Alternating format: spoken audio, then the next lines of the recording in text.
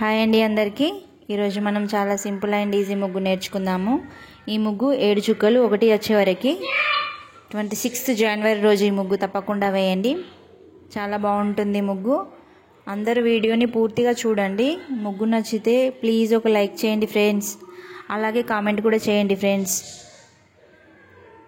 నా ఛానల్ని సబ్స్క్రైబ్ చేయండి ఫ్రెండ్స్, అలాగే వీడియోని మీ ఫ్రెండ్స్కి షేర్ చేయండి। Thank you friends.